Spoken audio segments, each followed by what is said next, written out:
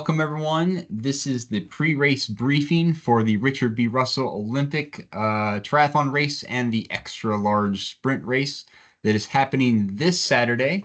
If you're not racing, you can still listen along, but most of you, I bet, are racing this Saturday.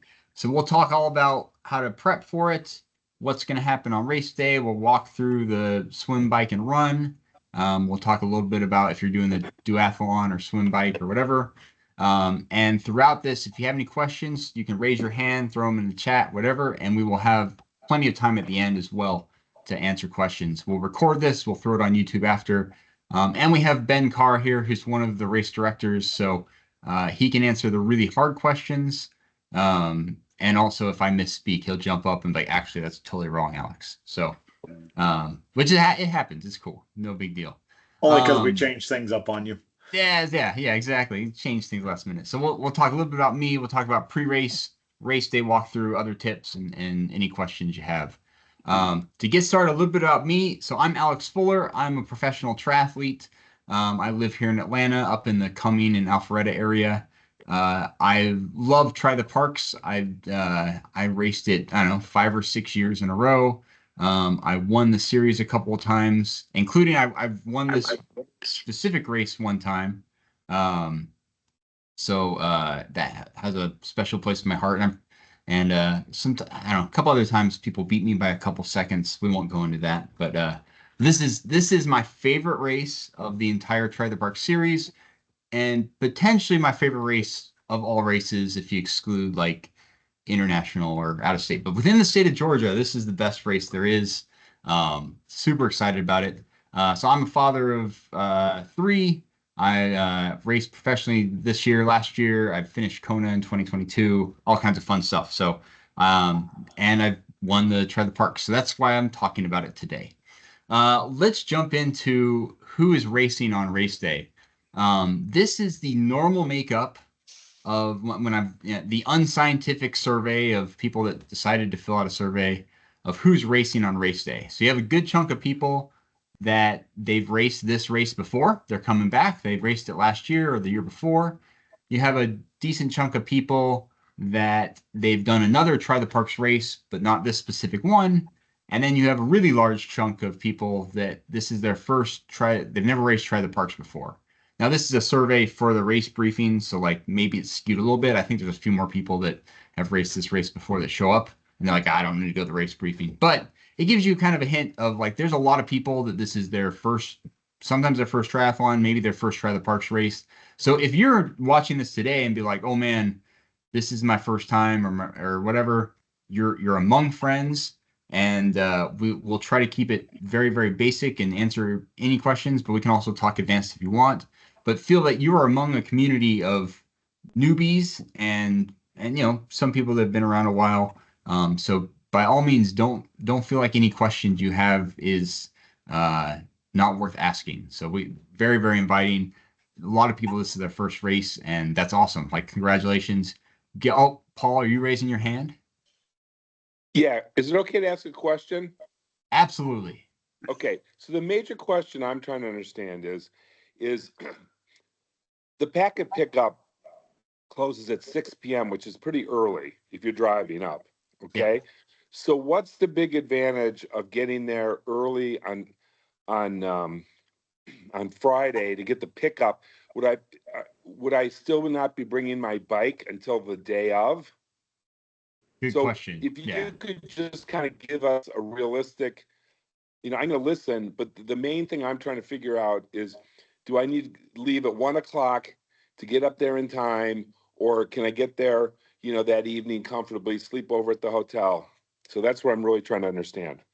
Awesome. Well, I'll answer it quickly in that picking up the packet race morning is no big deal. I do that all the time, so I wouldn't stress about that. But we'll talk through kind of a couple of different options for packet pickup. But for me, like if it's a stress of like, oh shoot, I'm gonna have to, it's gonna be really stressful to get there Friday evening, then race morning's not a problem. So let's talk. Oh, go ahead. In terms of your bike, if I do packet pickup, I'm not leaving my bike Friday night. I'm bringing everyone's bringing their bike in on Saturday, right? Correct. There's no overnight bike storage. Right. So there's no huge advantage in packet pickup on Friday versus just getting there early on Saturday. Correct. The only thing that might be different is your packet pickup has little stickers that you put on your bike. So if you get it race morning, you just take those out, put them on your bike, you're good to go. Okay, great. And Thank you the so much. only other thing I would say is if you have questions about the course, you can kind of preview the course being up there Friday night, and we're there to kind of talk you through and answer any questions you got. But that would be the only advantage I would say. And this race is about 250 people, so packet pickup should move pretty quickly. Yeah. Super. Thank you so much. Yeah, absolutely. Thanks, Paul. All right, so let's talk about this week. So we're Tuesday today. My recommendation is tomorrow to get all your gear sorted out. This is the checklist I use. You can use anything, but that one is free and it works great. And then Thursday, there is a packet pickup option on Thursday. It is from 10:30 a.m. to 1:30 p.m. at Podium Multisport downtown, or not downtown, but like down in Atlanta.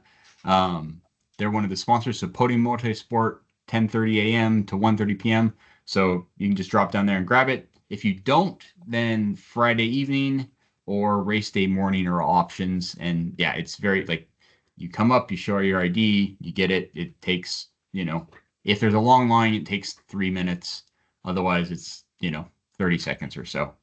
So Thursday, you can pick up your packet. I'd recommend no more hard workouts after Thursday on. And then Friday, just get all your stuff packed and go to bed early. If you are staying nearby, obviously travel there and try to get some good sleep. I'm always on the fence of I live in Atlanta. It's about 2.5 hour drive. I'm always on the fence of like, is it easier to wake up super early and drive a couple hours or to stay at a hotel where I don't maybe not sleep as well? So we can talk about that if you want, but that's kind of up to you. But I wake up at 3:30 and rock and roll, get in the car.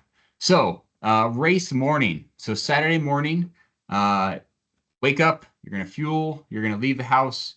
If you're going to drive a lot, maybe blast some music, stay awake. And I would aim to arrive, the park opens at 5:30 or the transition, everything opens at 5:30.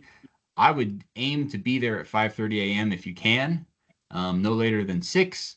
It is early, but if you show up early, you'll be less stressed. I've showed up to races with a lot less time, and it just gets stressful and it throws off everything. So ideally 5:30, latest 6 a.m. There's a couple of parking options. If you get there really early, you can park down pretty close to the finish line. Otherwise, you're going to be about a quarter mile up a small hill, which is no big deal. It's not that far to walk. And they got lots and lots of parking options. They're going to guide you to where to park, so that's super easy. Bathrooms, they'll have porta potties there.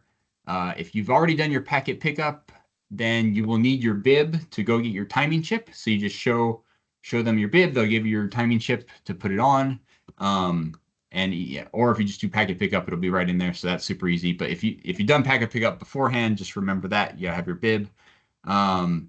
And then, you got that sticker. I bring scissors to like cut the sticker and put it on my bike instead of folding it over, but that's up to you. I've had questions about what to wear. Ideally, you're wearing a tri-suit. You can do it in the swimsuit.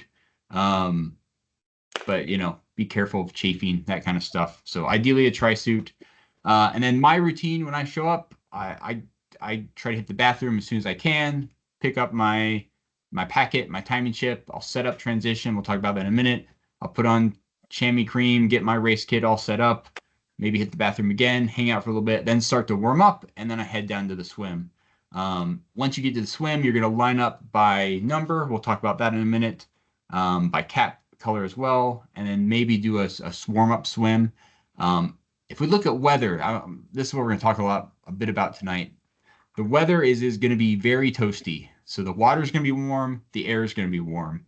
I'd say your number one enemy in this race is going to be the heat, and especially on the run. So we'll talk about that. But just, it's going to be warm in the morning. Stay hydrated, stay fueled, that kind of thing. So About race start, it'll be about 73. By race end, when people are crossing the finish line, it's going to be 81 to 89. So like touchy 90 degrees. And there are some parts of the course where you're just straight in the sun, which adds like 10, 15 degrees. So like it's going to be a toasty day. So be prepared for that. And that, everything's amazing about this race, but it's July and August. So just be ready for that, right? It's a full July and August. All right, transition. So we're there. We got our packet. We got our timing chip. We're all ready to go. And then we're going to set up transition. This is what I usually do. I put some kind of mat or towel down. I have my running shoes, my race bib, and my sunglasses. And then in front of that, I'll have my bike shoes. If they're not clipped in my bike shoes and my helmet. Everything else you can kind of put in a bag and kind of put to the side. But this is all you need for race day. So you're gonna come into transition, throw on your helmet, get on your bike shoes, walk your bike to the mountain line, head off, come back for the bike, rack your bike, take off your helmet, put on run shoes, go, right? So this is kind of what transition looks like. Then before the race starts, so transition is going to close around 7 o'clock. About that time, you're going to want to head down to the water. There's going to be a race briefing, and that they're going to get on the speaker. Sometimes it's a little hard to hear. They've been a lot better lately, but sometimes it's like, oh, I couldn't hear it. A lot of what they're going to cover is what we're covering now and what's in your race packet and what's on the website. So if you read everything on the website, go through this, there shouldn't be any surprises, but they're just going to walk through the race, walk through the rules, that kind of thing. That takes place about 7:15. The referee will come on and talk about a couple of rules to remember: no drafting, a couple, no headphones, that kind of thing. There'll be the national anthem. There'll be a pre-race prayer, and then they'll say, hey, 3 minutes till start. And then they will start the race at 7:30, and they'll go one person at a time every 5 seconds, a rolling start. It takes maybe about 15 minutes to get everyone in. We'll talk about how that kind of runs out. But that's kind of up until, from when you show up until race starts, that's kind of all the logistics. Any questions on pre-race logistics before we go into the actual race? All right, we'll keep cooking. If something comes up, feel free to ask. All right, so the swim. This is a fun swim. It is unlikely to be wetsuit legal. The water's probably going to be pretty toasty, so I'd plan on a swim skin if you have it. If you don't worry about it. Don't go buy one. Well, you can do whatever you want. I wouldn't buy one for this if I don't have it, but maybe not. It's Prime Day. Maybe they have one on sale. So every 5 seconds, someone's going to go into the water. We'll go by bib number. So if I'm bib number 1, I'm the first person. Bib number 5, I'm the 5th person in. Kind of line up by bib number. The first, 30, 40, 50 people, I forget what it is, have a certain color cap. The next group have a different color. So you're kind of lining up with your cap colors. And it's kind of a loose lineup. So like if I'm number 6 and number 7 really wants to be in front of me, it's not a big deal. Or if, hey, somehow I'm assigned number 10 and I'm like, whoa, I do not want to go in number 10. You can just go to the end of the line or whatever. It's not a big deal. So we're friendly. It's cool. It's not the world championship.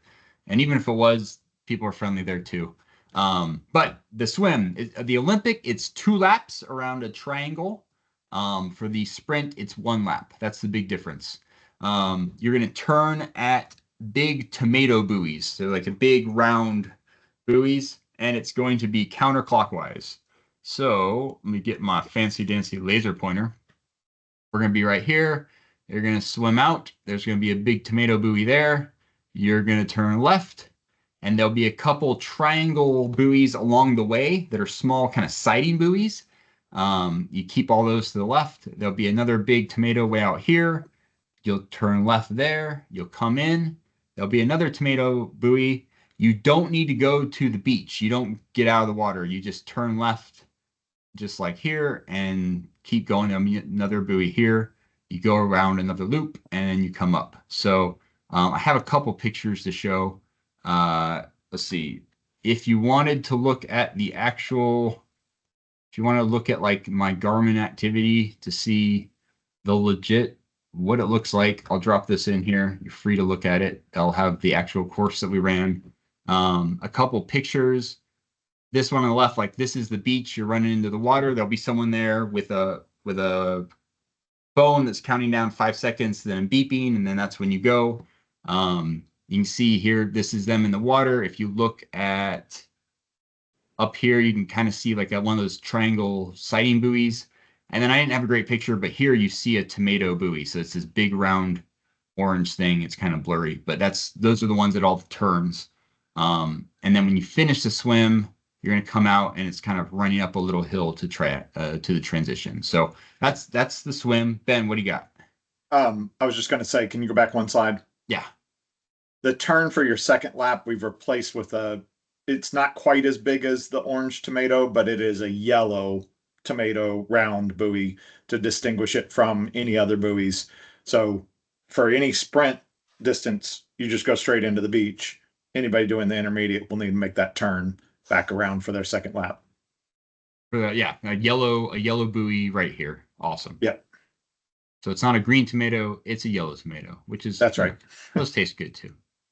Awesome. So that's the swim. It's about let's see, it's about 1,500 yards, give or take. Usually it's pretty good. It's right on. And this far tomato, when you're on the beach, like it looks pretty far. It's a decent clip out there, but it comes up pretty quick. So I don't know. I figure 20, the fastest speed will be 20 minutes. Some will be 40, 50 minutes. So for the 2 laps swim. So that's the swim. Any questions on the swim? Nice. All right, we're cooking. Then we're gonna run up a small hill. It's like 1/10 of a mile, 2/10 of a mile, nothing big, but a gradual uphill into transition. You want to make sure you take off your swimming cap, take off your goggles. Big call out, take off your swim skin if you have it. I've known lots of people that wear their swim skin on the bike, and you don't want to do that because it gets really hot and it chafes all over. The most important rule is before you touch the bike, you need to have your helmet on and clipped. That is a relatively new rule, last couple of years from USA Triathlon, and it's just a safety thing. So before you touch the bike, make sure your helmet's on, get your bike shoes on, and then walk unless you're going to do a flying mount, which you know what to do. Walk or run your bike to the mount line. And if you're in a relay, hand off the timing chip. I'm going to talk about the mount line a little bit.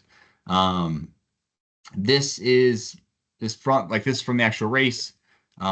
This is someone running, but this is the mount line right here. So there's a white tape on the ground and a big sign that says mount here. So you cross the line, then you can get on, and then coming back before you cross the line, you dismount. There's another sign that says dismount here, and there'll be people yelling, right? Hey, slow down, dismount, whatever. So it's usually not a big deal. The only thing to know about this is it's it's a gradual hill out of transition. So right after you mount, you're going to be like going uphill. So just make sure your bike's in the right gear. But yeah, so that's transition. And then we are off on the bike. This is the bike route. So we go out of the park. It's about, I don't know, 1.5 miles, 2 miles out of the park. And then we'll turn left. And then you go around counterclockwise. And then you turn right again. And then you turn right into the park.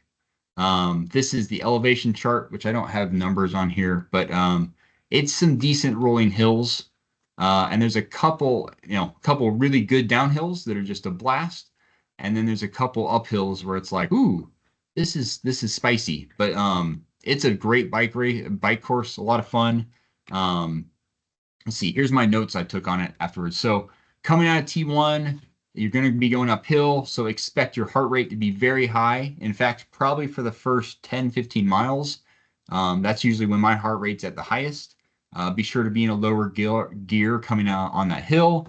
There's a couple good descents, and there's a couple climbs where you might want to get out of the bike. There's very little traffic. This is very rural and minimal houses around there, but there could be some cars here or there occasionally, so be aware of them. It's never been an issue for me, but just, be smart, but it's rarely any traffic. I would say, especially with the heat, I would plan on consuming at least one water bottle if not 2, and then maybe a gel or 2. Like it's normally like at this temperature, I sweat about a liter or 2 per hour. So 1 or 2 bottles, like a minimum of what I plan to have within an hour. If I'm going to be on the bike for 90, 120 minutes or plus, then you get to, maybe I need to take 2 or 3 bottles in. And it sounds maybe like a lot right now sitting down, but in that heat, that won't feel like much. And you'll be very glad you did that once you get on the run.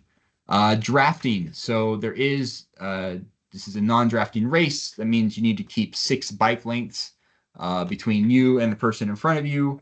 If you get into the draft zone, then you need to pass on the left, and you have 15 seconds to pass. We can go into more draft details if you want. Hopefully you guys know about that. No headphones any point of the race. Coming back into the park, you will so you turn into the park, you still have over a mile to go. So it's not, once you see the park sign, it's not like, oh, I'm done. It's like, oh no, like I still have a decent amount to go. So keep pushing. That's how I turned in and I'm like, oh, okay, like I'm done. It's like, oh no, there's still a lot within the park that you go. And then finally, when you're coming into the finish, or the finish of the bike, before the dismount line, it's a decent downhill. So be ready to stop, maybe ride the brakes a little bit. Just be careful. You don't want to just slam on the brakes at the end and flip over. So it's nothing too crazy. It's not like it's 20% downhill, but it's a decent downhill to be aware of. So that's the bike. Let's see. Yeah, those are some other notes I had. These are some pictures. So this is coming out. And you'll see these cones on the right. This is actually where the part of the run is going to happen right there. We'll talk about that in a minute. And it's hard to tell, but this is like a gradual uphill. This is right after you leave transition. And you can imagine coming back in, you're flying pretty quick down these. Here's the guys flying in. This guy's taking off his shoes, about ready to hit transition. So that's the beginning and the end of the bike course. And then we'll talk about T2 in just a second. Any questions on the bike? Awesome. All right. So T2, we're going to dismount before that line. You're going to walk your bike. I do have a question on the bike. Yes. Real quick. Is there any so in terms of bottle, I'm not fast. So there's no opportunity to fill up your water bottle. Just bring 2 water bottles. Correct. Yeah. There's no aid stations on the bike course. It's about 23, 24 miles. So yeah, I mean, maybe it's. So that's it. You answered it. You got it. Thanks. Yeah. Now if you're expected to be self-sufficient on the bike course, if you have a horrible, tires blown and there's no way to fix it, or heaven forbid, like some kind of accident or something, there will be, people to come help and get you, but there's no like official bike tech support or anything like that.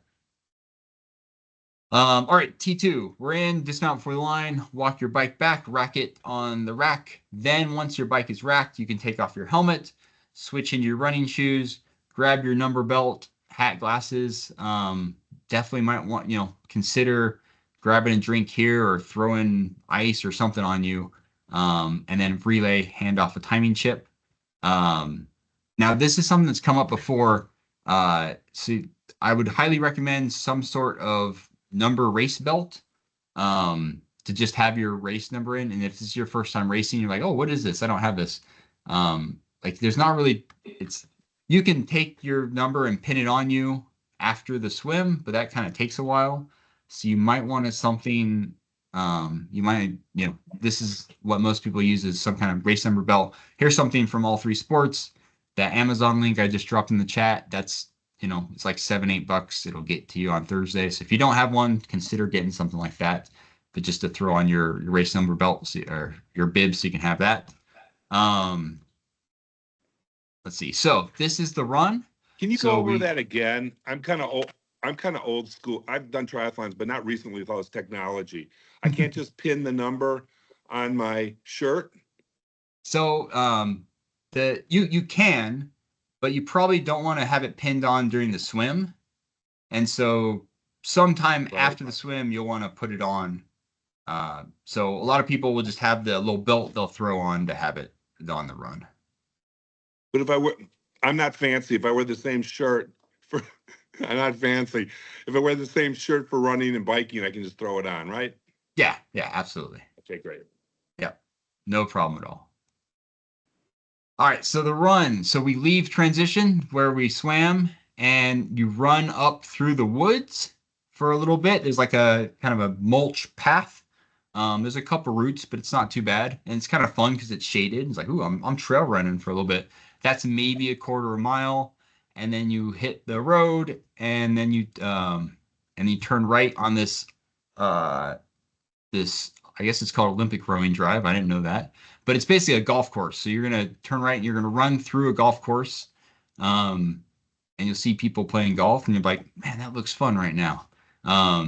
There's an aid station every 1 to 1.5 miles just with water, but you're gonna run through the golf course, and then there's a U-turn. You're gonna flip around and come back, and then you're gonna run down the road on the left side of the cones. So if we go back, you're going to run through, like this is the run path right here, down through the finish. And then if you're doing the sprint, you just do it one time. It's 3 miles, 3.1 miles. That's your 5K. You're done. If you're doing the Olympic, you get to run by the finish line. You get to be like, oh, I wish I was done, but I have to run another loop. And you go and run through the forest again. You run through the golf course, you turn around, run through the golf course again, and then run down, and that is your finish. So Olympics 2 loops, the sprint's 1 loop. And you know, even if you're doing the Olympic and you're like, oh, I wish I could just do 1 loop, you got to do 2. It's worth it. And honestly, like heat will be your biggest enemy on this run. Like it will be toasty. It will be 80 to 90 degrees. You'll be in the sun for a lot of it. There's be some water aid stations, but really think about what's ways I could stay hydrated, because that's going to be key, and stay cooled if possible. So that's my biggest advice there. There'll be Gatorade at the aid station as you come out of transition or as you start your second lap. Nice. Awesome. So we got some Gatorade with some electrolytes. So that's good. So yeah. Can you just bring an extra bottle? Can you bring a bottle? Yeah, you can bring it and carry it with you. Yeah. If I had unlimited budget, I'd have like a big ice vest, but I don't know. It'd be melted by the time I got done with the bike, so that won't really work. Yeah. So, Ben can have like a big freezer unit. Yeah. Anyway, but yeah, it's gonna be toasty. Don't sign me up for that. Yeah. Also, pace yourself, because you don't want to just have a PR mile 1 and then walk the next 5 miles as well. So the heat will take a toll. Adjust your pace accordingly. Some years I have had to have like short walk breaks just because I got overheated. So, and I still did well. So it's a strategy as well. So 2 loops of the run. Here's some pictures of the run. You can see here they are on the left side of the cones here. On the other side, that's where the bikes are going to still be coming in. It's there's some trees, but it's fairly open. Like you're going to have a lot of direct sun in your face. And you're going to run, and then at the end, you're going to look for this finish line. That's going to be the best part of the day. And then we'll talk about after the race. So yeah, the run, 6.2 miles, it's 10K. The last quarter mile is downhill into the finish line. It's the best finish line there is. I've had some sprint finishes up against people on that. It's so much fun. But yeah, so you come around, you turn here. A couple call outs is on your first loop, you're going to go like out and around the finish line. So like make sure you don't go through the finish line itself on your first loop. It'll be clearly marked, but just pay attention to that. And then after the race is over, just be cognizant that people are still running loops, and kind of keep the area around the finish line fairly clear. Because sometimes we kind of congregate around the finish line and there's still people running by. So a couple things to be aware of. Post race, there will be some snacks, usually like bananas, oranges, some chips, Oreos, water, Gatorade, that kind of stuff. Let's see. I did not update this from the last one. Ignore that line. Yeah, no beer truck. Nah, no beer truck. That's the last race. There'll be food. Consider bringing some food post race, and maybe changing the other clothes if you want. Awards, they say will be around 11. I think 11's a little ambitious. I would bet it's closer to noon. Um, and so just plan that way. But from the time you finish till awards, meet people, have fun, celebrate, stick around, cheer for people that won. You can usually move your stuff out of transition around 10, maybe 11 o'clock. Once all the people on the bikes have finished, then we can get stuff off. There'll usually be photos uploaded within 24 hours from Nicole that does the photos. And then be sure to tag Try the Parks. Yes, Paul, question. I'm sorry to hog this. So I'm an old guy. I'm an old fart. I'm pretty big. I'm 240 pounds. So I think it's going to take me 3 hours and 45 minutes. It'd still be supported then, right? Yeah. Yep. Absolutely. We'll have full support till noon. Okay, that's awesome. Because you said the award ceremony is at like 10:30, and I'm like, I'm thinking, okay, everyone's gonna be gone. No problem. That's yeah. It says 11 on the website. I'm like, I don't know if I've ever seen it start that early. So that's usually my fault because I've got something wrong with the timing. But yeah. So the fastest people will be 2 hours. The slowest will be like will be 4.5 hours. I figure, hey, get your money's worth. Take your time. Make them work for it. So yeah, 4 hours, absolutely, no big deal.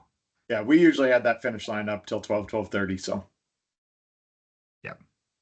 And we awesome. won't. If we don't see you yet, we'll go looking for you too. So. That's right. That's right. Oh, Paul didn't make it. Oh well, we'll just move on. No, we'll be looking for you, Paul, and we'll be cheering. Christy, question. Good.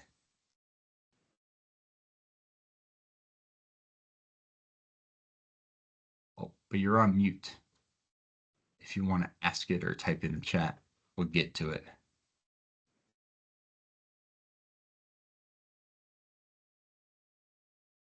Maybe. Anyone else have questions? Oh, any other questions?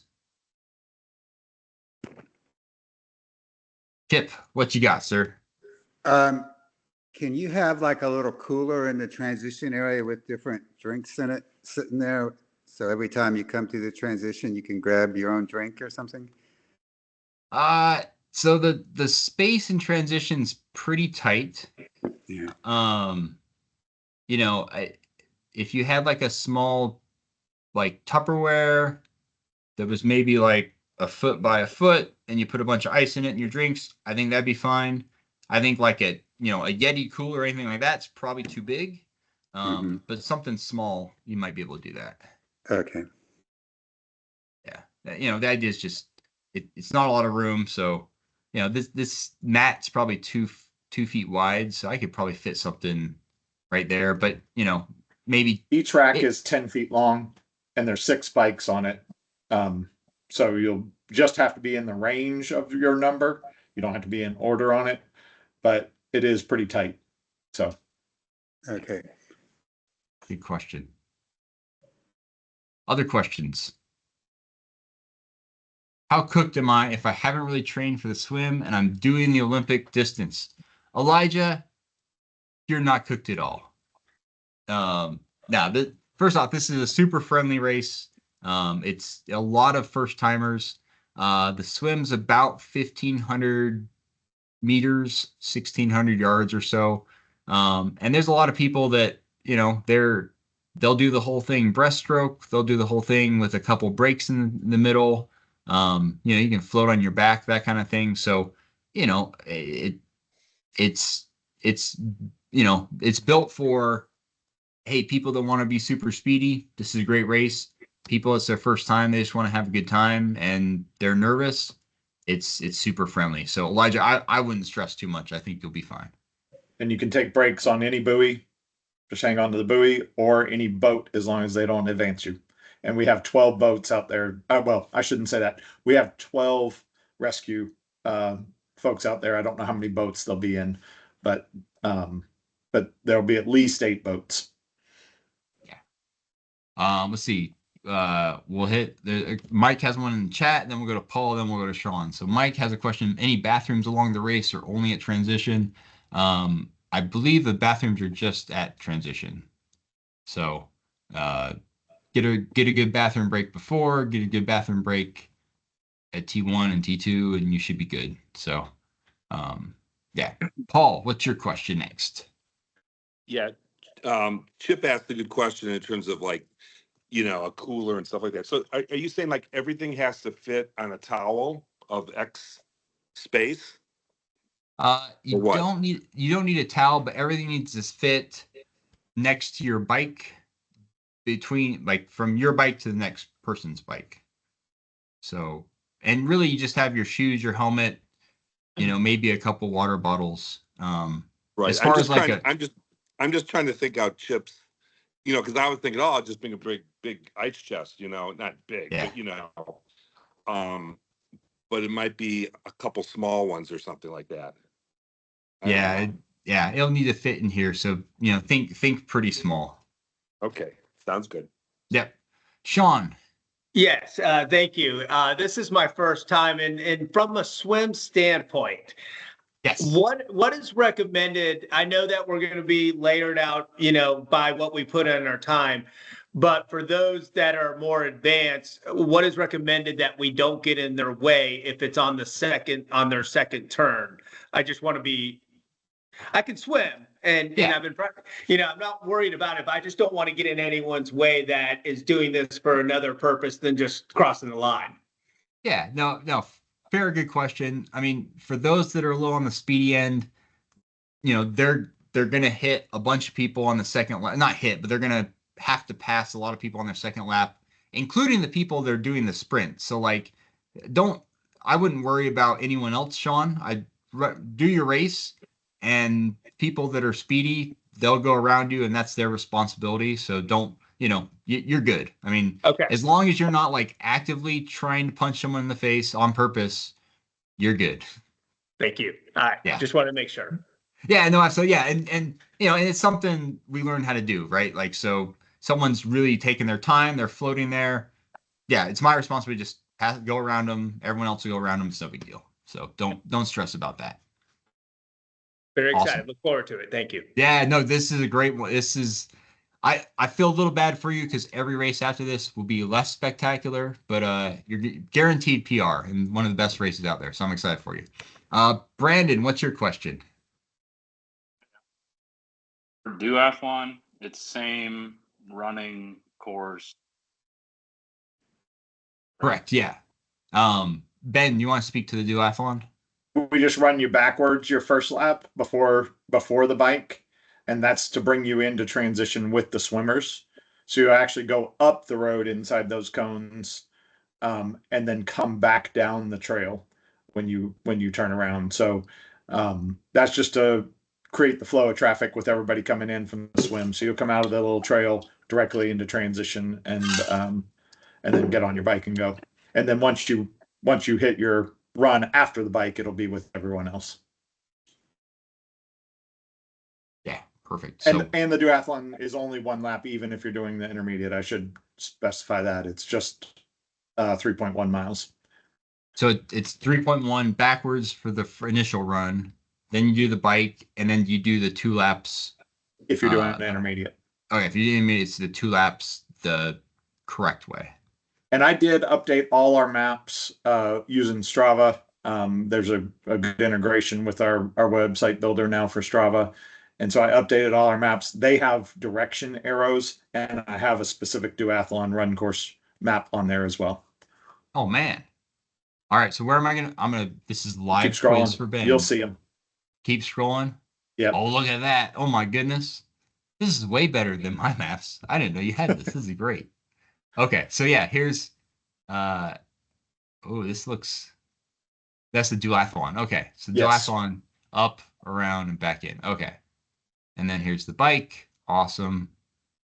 And then, yeah, here's the run where you run to the woods and then back. Man, those are great maps. Way to go. And you Ben. can download those to your Garmin now.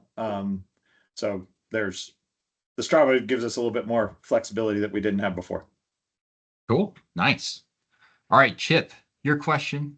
So if you're on the bike or the run, can like a friend that's on the course like hand you a water bottle or something like that, or is that legal? Technically that is not legal. It's not legal. It's not legal. Okay. Now, if you're, let me how to say this. If you're just doing it for fun and you're not racing to be on the podium and someone were to do that, I wouldn't get too worried. But, if you're going for first place overall and second place sees that happen, they'd be like, hey, Alex, that's not allowed. I'm like, yeah, you're right. So, Okay, thank you.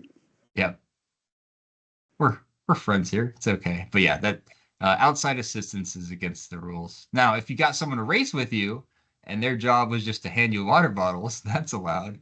Yeah. So pay a friend, right? Yeah, do a little domestique. Yeah, like a domestique, yeah.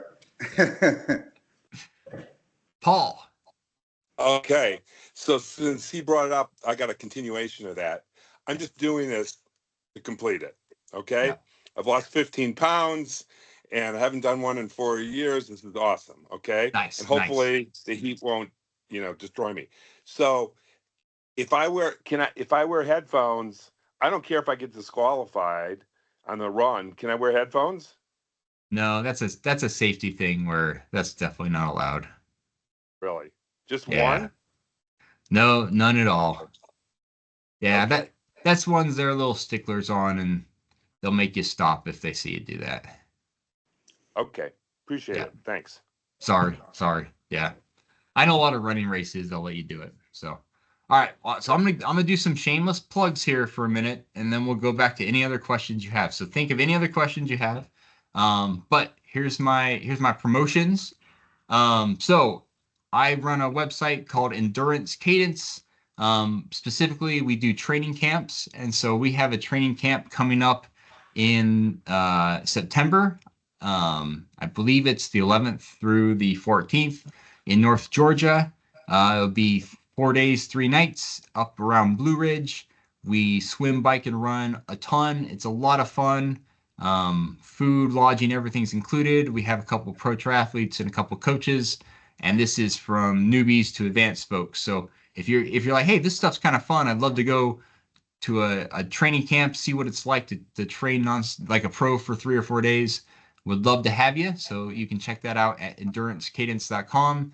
And then we also have a newsletter that you can sign up for. I'll drop those links here in a minute. But it just once a month, we kind of talk about down to earth training tips for real people, how to fit it into schedule, and all kinds of good stuff. So check those things out. And then I'm part of Rock Multisport. So that's kind of a weird name, but it stands for running, open water swimming, and cycling, ROC. But we do coaching. So if you're like, hey, this sounds fun, I wish I had a coach, check out Rock Multisport. And then All 3 Sports and Podium Multisport, they're one of my sponsors. And of course, Try the Parks. You should continue to do more races, especially if you like this one. The other ones are great. I believe there is one more race this season, Ben, or is there 2? 2 more. And 2 Don more. Carter is a great race, but it's tough. Yeah, so Don Carter, and then then it's John Tanner. John Tanner again. So you get to, if you did John Tanner in the spring, you get to redo in the fall. So yeah, check all those things out. I'll drop some links here in the chat. But that's kind of the overall presentation. And we're right on time. So any last questions before we call it an evening? I just want to say this was super helpful. I really appreciate it. Oh, thank you, Paul. Thanks for your questions. They were good questions. So I appreciate you as well. Awesome. Well, with that, there's your links. I'm very, very excited to see how you guys do on Saturday. I'll be watching the results. Be sure to tag Try the Parks on your Instagrams. For those of you that do that, let me know how you crushed it, and I hope to see you out there. And Ben, thanks for joining.